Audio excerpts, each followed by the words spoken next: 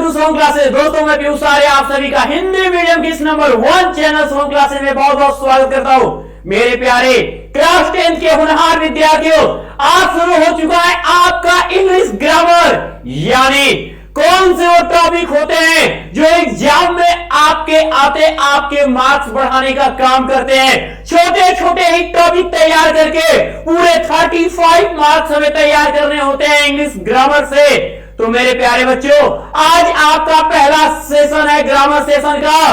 कौन सी टॉपिक है? तो आर्टिकल्स पढ़ेंगे हम। तो आप शुरू से लेकर अंत तक वीडियो के साथ जरूर बने रहिएगा, क्योंकि ये टॉपिक, हर एक टॉपिक ग्रामर ऐसा होता है जो आपको रटना नहीं होता है। समझ लिए तो एग्जाम में बाजी मार लिए। तो चलिए, ऐसा ही तरीका देखिए इन बच्चों ने अपनाया और ये स्कोर आपके सामने लाया है। ये स्कोर क्योंकि इन्होंने हम लोग के अनुसार अपनी पढ़ाई पर ध्यान दिया और इतना अच्छा स्कोर करने का रिकॉर्ड बनाया है।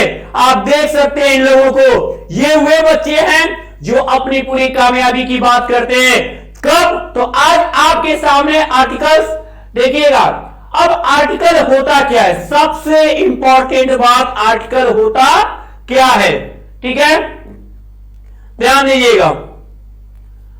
आर्टिकल्स, इसको हिंदी में हम कहते हैं उपपद। ठीक है बच्चे, क्या कहते हैं? उपपद कहते हैं। आर्टिकल्स होते कितने हैं? ये करते क्या? उपपद, कि जो आपके इंग्लिश में जो वर्ड होते हैं ये उनसे पहले अपनी उपस्थिति दर्ज करा के उनके लिए आगे की बात रखते हैं। तो अगर हम देखें इंग्लिश में जो आर्टिकल्स होते हैं वो टोटल आर्टिकल्स होते हैं 3। ठीक, कौन कौन से? अ, एन और द, 3 आर्टिकल होते हैं। अब मैं इंग्लिश ग्रामर, एक आर्टिकल जो आप एक एस्से की तरह आता है वो अलग है। ये आर्टिकल्स हैं, 3 आर्टिकल्स होते हैं, अ, एन, द। अगर हम इनकी बात करते हैं बच्चे, अब इन्हीं तीनों आर्टिकल को 2 कैटेगरी में बांटा जाता है, 2 कैटेगरी में डिवाइड किया जाता है। पहला क्या है आपका?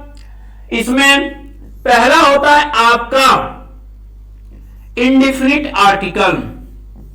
पहला है आपका इंडिफिनिट आर्टिकल।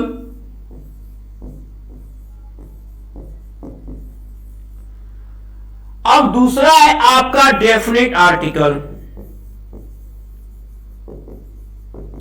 डेफिनिट आर्टिकल, ध्यान दीजिएगा मेरे प्यारे बच्चों। मैं आपको बता रहा हूं कि इसे कौन कौन से आर्टिकल, 3 ही आर्टिकल होते हैं। इन्हीं तीनों आर्टिकल को 2 भागों में बांट दिया गया है। एक का नाम हो गया इंडिफिनिट आर्टिकल, एक का नाम हो गया definite article. A and the में कैसे बांटा गया? या एक बात सुनिएगा, इंडिफिनिट आर्टिकल इनमें से 2 होते हैं, अ को और एन को इंडिफिनिट कहा जाता है और द को डेफिनिट आर्टिकल कहा जाता है। प्रश्न उठता है व्हाई, क्यों? आखिर क्यों कहा जाता है? ठीक है, अगर देखिएगा अ एंड का प्रयोग, ठीक है, हम उन शब्दों के पहले करते हैं जो निश्चित नहीं होते हैं। इंडिफिनिट का हिंदी में अर्थ क्या होता है? इंडिफिनिट का अर्थ होता है अनिश्चित। अनिश्चित आर्टिकल देखिए, होता है ना कि गेहूं के साथ घुन पिस जाता है, तो बात वही है बच्चा। ये आर्टिकल तो पहले से कुछ डिसाइड नहीं होता कि निश्चित है कि अनिश्चित, लेकिन इसका प्रयोग क्या होता है? जैसे हम कहते हैं, हम लोग बचपन हमारा था तो हम क्या कहते थे कि ठीक है, यह गाय है, यह गाय है। जब कहते थे तो इसका ट्रांसलेशन जब हम करते थे तो हम क्या लिखते थे? हम लोग लिखते थे कि दिस इज अ काऊ। आप मैडम जी या सर जी हम लोगों को ये बता देते थे कि यह आए तो दिस लगा लेना, है आया है तो इज हो गया, लेकिन गाय के लिए काऊ है तो अ का है आया है, तो वही कह देते थे कि दिस दैट आएगा तो अ लगा देना। और ए ई आई ओ यू से शुरू हो, कहते थे यो कि ए ई आई ओ यू से शुरू हो तो तुम लोग ऐन लगा देना। ये पढ़ते आए हो आप, बचपन से पढ़े ठीक है, 10th में पहुंच गए, लेकिन आज मैं इसको भी आप गलत और इस नियम से गलत हो जाओगे, इसको सीख जाओगे कि क्यों और एन लगाते हैं। ध्यान से बस सुनना बच्चा। अब यहां क्या है, यह गाय है, यहां पे यह बात नहीं करेगी कि कितनी गाय है, निश्चित नहीं है। जैसे कोई राजा था, कोई पता ना कौन था, वहां पर भी हम लिखते हैं क्या, देयर वाज अ किंग, कोई का अर्थ अ हो जाता है, यानी कि एक अ एन का प्रयोग ऐसे नाउन के पहले करते हैं जो निश्चित नहीं होता है। निश्चित नाउन नहीं होता है, अब बस ये उसके पहले लग जाता है और उसको निश्चित करने के लिए तो इसी का नाम पड़ जाता है इंडेफिनिट आर्टिकल। इंडेफिनिट नाउन होता है, इसके पहले उसको जाके निश्चित करता है। अब नाउन तो निश्चित हो गया, लेकिन ई बेचारा अनिश्चित हो जाता है। ठीक है, तो अब ये और क्या है, और काउ को डिफिनिट करने के लिए, काउ क्या था, इंडिफिनिट यहां था, लेकिन इस काउ को निश्चित करने के लिए और यहां लगा, तो किसी अनिश्चित नाउन के को निश्चित करने के लिए जिस आर्टिकल का प्रयोग करते हैं उसे इंडेफिनिट आर्टिकल कहते हैं। अब सुनना, ये तो जान गए कि अ और एन इसलिए लगते हैं, लेकिन एक बात छिड़ रही है बच्चा की ए ई आई ओ यू के पहले एन लगाते हैं और कॉन्सोनेंट से शुरू होने के पहले हम अ लगाते हैं। अभी आपके बातों को गलत ठहराते हैं, इतना पहले बच्चा साथ साथ लिखते जाना। ठीक है, ये तो आई होप ना हो तो स्क्रीनशॉट ले लेना। अब देखिएगा, अब हम आते हैं इन तीनों आर्टिकल में। आज हमारी टॉपिक होगी कि अ एन का प्रयोग कहां करते हैं और कैसे करते हैं। ठीक है, चलिए अब हम लिखेंगे यूज ऑफ, हेडिंग डालिए आप सभी लोग। ठीक है, जितने लोग कॉपी कलम बच्चे लेकर बैठा करो। ठीक है, हेडिंग हमारी होगी यूज ऑफ अ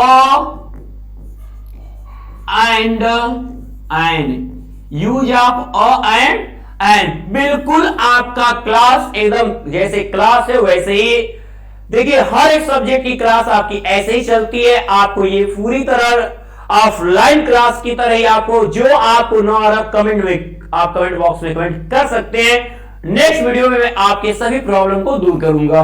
ठीक है, तो use of a and an, इनमें आपको मैंने कहा कि आप बचपन में पढ़े कि ए ई आई ओ यू के पहले एन लगाते हैं, बाकी कॉन्सोनेंट के पास जो शुरू होता है अ लगाते हैं, लेकिन मैं इसको यहां पे रॉन्ग कहता हूं। कैसे उसका इनका निर्धारण किया जाता है, सिंपल सा फंडा है बच्चा, लिखना रूल 1, रूल 1 याद रखना। ये इंग्लिश के स्वर और व्यंजन पे नहीं प्रयोग करते हैं, हिंदी के स्वर और व्यंजन पे अगर हम प्रयोग करते हैं सबसे सही लगाते हैं। जैसे में एक एग्जाम्पल आपको हम बता दें, ये बच्चा लिखा है one eyed, one eyed man. आप कहोगे कि ये ओ से शुरू है तो इसके पहले अ लगेगा कि एन, तो आप लगाओगे यहां कि ये इंग्लिश वाले नियम से कि ए ई आई ओ यू से शुरू होने पर हम एन लगाते, और आपने इस नियम को पढ़ के एन लगा दिया। लेकिन याद रखिएगा, जिस बच्चे ने इस नियम को पढ़ के रखा हुआ है और वो इस नियम पे बहुत ज्यादा विश्वासित है कि हमारी मैडम जी, हमारे सर जी पढ़ाए थे, कैसे सर जी आके गलत कह दे रहे हैं, तो हाँ मैं कहूंगा वो जिस लेवल पे आप थे उस लेवल तक उन्होंने सिखाया, लेकिन आप आज पीयूष सर से क्लास 10th में पढ़ने आए हो, तो मैं उस लेवल को हटा के कहूंगा, अब आपके एकदम क्लियर करूंगा टॉपिक कि कहूंगा कि ये गलत है, ये क्या है, गलत है। अब सुनना सही क्या, मैंने कहा कि ये डिपेंड करता है हिंदी के उच्चारण के स्वर व्यंजन पे, स्वर व्यंजन पे। ठीक है बच्चा, कैसे, तो रूल लिखेंगे हम, ध्यान देना इसका रूल क्या है समझिएगा। यदि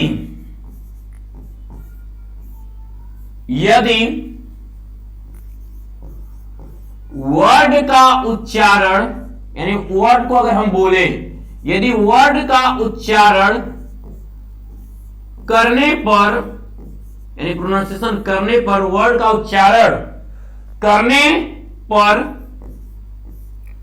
वर्ड का उच्चारण करने पर वह हिंदी के स्वर, वह हिंदी के स्वर अक्षर, हिंदी के स्वर अक्षर अ से औ से शुरू हो, स्वर अक्षर अ से शुरू हो तो ऐन का प्रयोग करते हैं, तो उसके पहले, तो उस यानी उस वर्ड के पहले, तो उसके पहले ऐन का प्रयोग करते हैं, ऐन का प्रयोग करते हैं। याद रहे, क्या करते हैं? ऐन का प्रयोग करते हैं। अगर वर्ड का उच्चारण करने पर हम बोले और उसका उच्चारण हिंदी के स्वर अक्षर यानी अ से औ तक के अक्षर पहला अक्षर हो, तो उस शब्द के पहले क्या लगाया जाएगा? ऐन लगाया जाएगा। अब आप कहोगे कि कैसे? जानने के लिए एग्जाम्पल को हम समझाते हैं आपको। देखिएगा, वो कौन से शब्द के पहले ऐन लगेगा जिनका बोलने पर हिंदी क्या आती हो? हिंदी का स्वर आता हो, पहला अक्षर हिंदी का स्वर हो, साउंड लेने पर इसका साउंड स्वर से हो। जैसे में देखिएगा,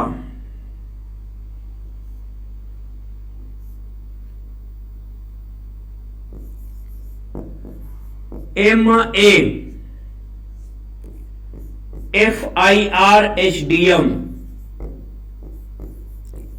ऑनेस्ट, ठीक है। एयर, ओके बच्चा। अब यहां पे हम जब इसको बोलेंगे, इसको क्या पढ़ेंगे? आप ही बताओ, क्या पढ़ेंगे? हम कहेंगे कि एम ए। अब जब हमने इसका साउंड बोला, आप बच्चे सभी देख रहे हो, बताओ पहला अक्षर क्या है? पहला अक्षर हिंदी का स्वर है, अ से औ के बीच आया ना, तो इसलिए इसके पहले क्या लगाएंगे? ऐन लगाएंगे, ऐन MI हो जाएगा। अब इसको पढ़ते हैं, लिखा है FIR,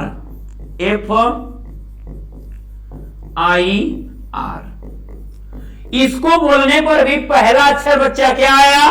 ए आया। अगर MI की जगह अगर हम BA बोले तो ब आएगा, वो हिंदी का कॉन्सोनेंट हो जाएगा, तो वहां अ लगाएंगे, ठीक है। FIR, अब यहां क्या हो जाएगा? यहां पर भी हमारा ऐन हुआ, ओके।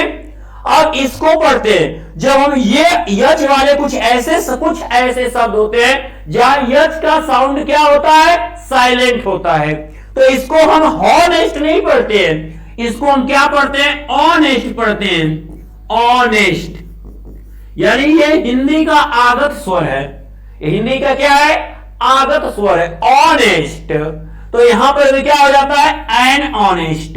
ये एयर है, हेयर नहीं है, एयर है, तो यहां पर भी ए आया, यहां पर एन हो जाएगा। लेकिन यहां पर हम इसको हेयर ही पढ़ते हैं, हेयर पढ़ते हैं तो ह आता है, तो यहां पर क्या है? यहां कॉन्सोनेंट हो गया है, हिंदी का व्यंजन आया, तो यहां पर हम अ लगाएंगे। याद रहे बच्चों, ठीक है। नोट करोगे? नोट करिए, अगले रूल की तरफ बढ़ते हैं बच्चे, ठीक है। अगले रूल की तरफ नोट करते जाइए।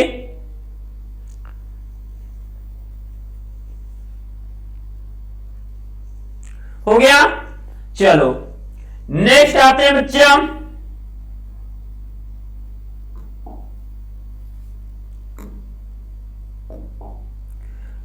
जो नहीं लिख पाए स्क्रीनशॉट ले सकते हैं बैक करके। रूल नंबर 2,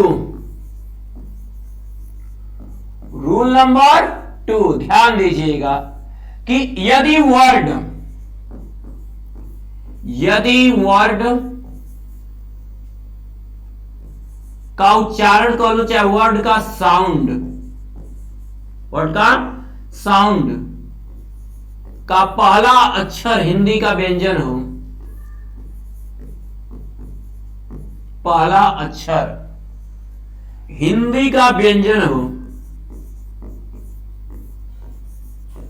हिंदी का व्यंजन अक्षर हो, हिंदी का क्या हो, व्यंजन अक्षर हो। ये एक ऐसी ट्रिक है बच्चा ना, जो आगे तक कंपटीशन तक पहुंचोगे ना, इस नियम में जब भी आर्टिकल का क्वेश्चन आएगा आप सबसे सही करोगे, याद रखना। इस नियम से जाओगे तो व्यंजन अक्षर यानी क से ज्ञ हो तो उसके पहले अ लगाते हैं, तो उसके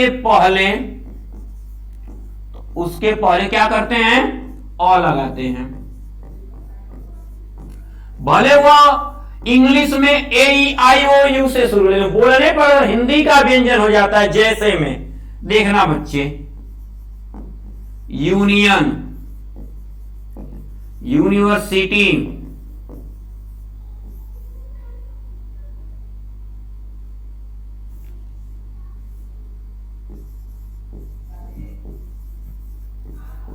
यूरोपियन, अभी मैंने लिखा था, वन आइड, बीए हो गया, one eyed BA, one eyed हो गया, बीए हो गया, यूनियन हो गया। अब इन अक्षरों को अगर हम देखें, ये ई से शुरू है, ये यू से शुरू है, ये यू से शुरू है, ये वन से, ये बी से शुरू है, ठीक है। मान लीजिए डॉग हो गया। चलिए पढ़ते हैं, इसको हम पढ़ेंगे। अगर हम अपने नियम पे जाएंगे बचपन वाले, तो यहां 55 का नियम गलत हो जाएगा। वहां पढ़ेंगे कि यू देखेंगे तो हम यू देख के यहां क्या लगा देंगे, एन लगा देंगे, तो ये गलत हो जाएगा। अब इसको साउंड इसका बोलो तो कहोगे कि यूनियन। अब आप बच्चे बताओ कि पहला अक्षर क्या है, य कहां आता है, क से ज्ञान, हिंदी का व्यंजन अक्षर होता है। अतः इसके पहले हम क्या लगाएंगे, अ। इसी को पढ़ेंगे तो हम क्या पढ़ेंगे, यूनिवर्सिटी, यूनिवर्सिटी पढ़ेंगे। यह आ गया तो यहां पर भी अ होगा, ना कि एन होगा। इसी को पढ़ेंगे शुरू ई से पढ़िए तो पढ़ेंगे यूरोपियन। और जब हम यूरोपियन पढ़ दिए फिर यह हो गया तो यहां पर भी अ यूरोपियन होगा, ना कि एन होगा, एन नहीं लगेगा। हिंदी का साउंड का अगर पहला अक्षर हिंदी का व्यंजन हो, यह हिंदी के स्वर व्यंजन पे डिपेंड करता है, और ना कि इंग्लिश के, ठीक है। अब इसको हम पढ़ेंगे वन आइड। क्या पढ़ेंगे, वन आइड पढ़ेंगे, वन आइड पढ़ेंगे इसको।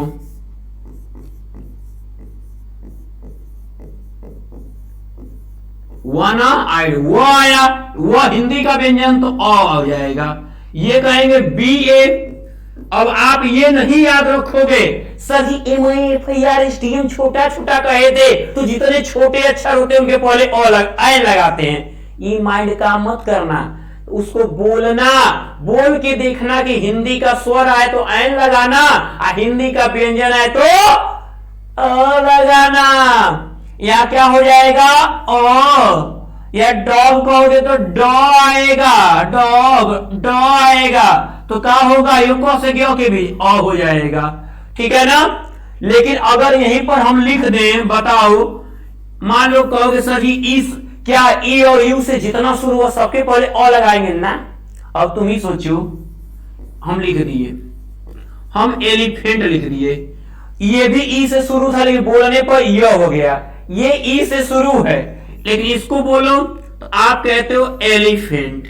आप क्या कहते हो, एलिफेंट कहते हो। ये क्या हो गया है, ये इंग्लिश में भी स्वर है लेकिन हिंदी का साउंड लेना है, तो हिंदी के साउंड में ये हिंदी का स्वर है, तो ये क्या हो जाएगा, एन एलिफेंट होगा यहां पर, ठीक है ना। इस पे डिपेंड करेगा पहले अक्षर पे साउंड के, ठीक है ना। क्लियर हो गया, चलिए तो ये क्लियर हो गया। अच्छा स्क्रीनशॉट ले लो। देखो नोट्स जरूर बनाते रहना, साथ साथ नोट्स बनाते रहना। अगर इंग्लिश ग्रामर पढ़ता कि एक बार अगर पेज देखोगे यार सर तो यही पढ़ाया था, कोई याद हो गया, नंबर बटोरेंगे हमको तैयारी इंग्लिश ग्रामर में 35 मार्क्स की करनी है। हमको बूंद बूंद से पूरा तालाब भर लेना है, एक को नंबर छोड़ना नहीं है। जो आज आप 95 देख रहे हो ना, ये आपको क्रॉस करना है। इसलिए डेली का डेली क्लास लेना। जब भी क्लास होगी पूरे काम छोड़ छाड़ के, अरे इमरजेंसी पड़ जाए उसको आगे बाद में वीडियो देख लो, लेकिन क्लास छोड़ना मत। बताना सबको कि यहां से पढ़ के कितना अच्छा रिस्पांस बच्चों ने दिया है। हम लोग ऐसी क्लासेस से पढ़ाई करते हैं जहां पर हम आशा रखते हैं कि 95 प्लस हम लोग भी लाएंगे। इस साल और बच्चों ने करके दिखाया, बारी आपकी है। ठीक है बच्चे, देखिएगा आगे बढ़ते हैं। अब बात आती है कुछ ऐसे भी चीज, और एन का प्रयोग, ये तो जान लिए। और एन का प्रयोग हम सम के अर्थ में, एनी के अर्थ में भी करते हैं। सम मतलब कुछ, एनी मतलब कोई। अगर हम कहें सम की जगह एनी और वन के अर्थ में, एक के अर्थ में, जहां अर्थ एक का होता है तो भी और एन लगता है, जहां कोई का अर्थ होता है तहां पर भी और एन लगता है। मैंने कहा ना कि कोई राजा था, हमको पता नहीं कौन था। तो जब मुख्य शब्द था खेती से जुड़ा तो सब्जेक्ट देयर लेते हैं, देयर था। कोई राजा था तो निश्चित करने के लिए और एन लगाएंगे, कोई के लिए और एन भी लगाया जाएगा। तो एनी का अर्थ होगा, तो हम जब और एन लगाएंगे तो एक हो गया तो देयर के साथ इज हो जाएगा, अरे वाज हो जाएगा था के लिए, देयर वाज। कोई किंग जब हम कहेंगे किंग तो ये क आएगा, मात्रा नहीं देखना है तो क आएगा। तो अब बताओ कि और लगेगा कि एन, तो आप सबको मालूम है कि और लगेगा, तो देयर वाज अ किंग।